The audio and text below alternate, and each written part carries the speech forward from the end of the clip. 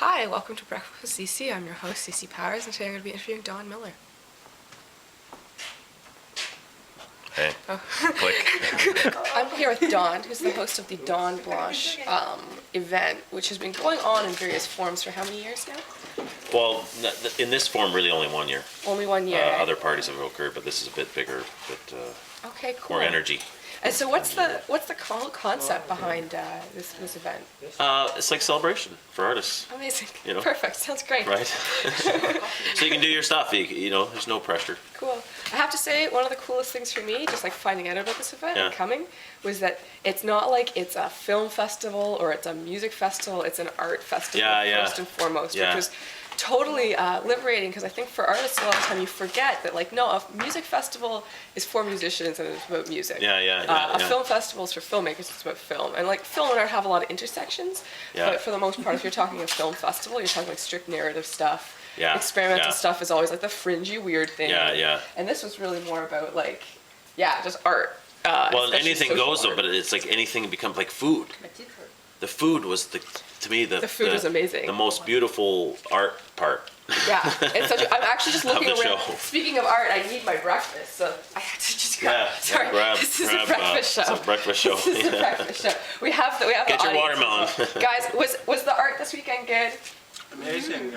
Was the food this weekend good? Oh yeah. That sounds like some pretty solid reviews there, Don.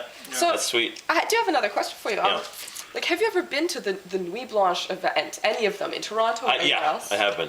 And what do you think of those ones? Well, I enjoy herds.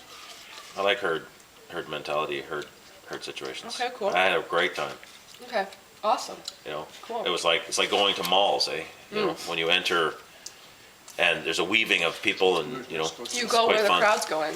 Well, you end up having to navigate this crowd. It's like a phenomenon, right? To me, it's like a phenomenon. I mean, you have so many these energies that are. So this was a different type of energy. Very true. Yeah. Right. Very true. It was very, very. Like, I don't know enough about Nuit Blanche, but Dawn Blanche became about people's energies. Like, the whole immediately became greater than the parts, like, just immediately, automatically, first day one, boom. Totally. And I, you've been here for a couple of days, and I mean, just conversations and people and situations that are coming up. It's like I've enjoyed it. Incubator for new ideas, sort of bubbling up, even if it doesn't manifest itself here. Things will keep progressing. And it's allowing. I think it's allowing. There's no. It's like we accepted. It was like, yes, come and you want to do that? Come. Okay. I guess what I want to wrap up on is you have this incredible space. You put it together yourself. It's like the ultimate expression of, like, I had an idea and I made it happen. It's reality now. So it's not just like a thing on paper or a thing in my head. It's happening. How many years has it taken from sort of like your desire for something like this to seeing its actual like manifestation? Well, it's pretty easy. 20. Wow. But with interruptions along the way, but still, like, that's from starting the process by finding material. It's like, what you want to do something, you want to build something, you got to find material. Whoa. So I just went in the neighborhood and started finding material. Well, I just have to say, for myself, a lot of the time it feels like, if this isn't happening, like, in the next, 6 months, do I really want to bother? So to see something like a 20-year vision through is pretty remarkable.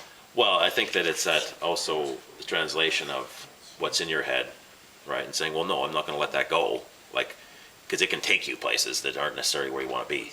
So, but that translation from head to heart, right? Because the material becomes the heart. I think in a way, right? So there's always wiggle room. There's always room for and adapting. Yeah. You're adapting. Like, it's like, what can we accomplish? And okay, we need a pyramid. Okay, we've got 2.5 days. Okay, we'll build one. Amazing. But we have to adapt. We say, we can't do it this way. So you let go of the precious, all those precious thoughts that you have that you think are going to change the world. What you end up doing is changing the world. Like, you forget the, precious thoughts. Whoa. And on that, ladies and gentlemen, on that heavy piece of business, I gotta say, I'm gonna shake you with the wrong hand. Yeah, the other hand that's is perfect. covered in watermelon. Thanks, Zeesy. And thank you so much for talking with me today and for this incredible space and this incredible party. It's awesome. Thanks for a lot, coming. Don. Yeah. Bye. All right, ciao.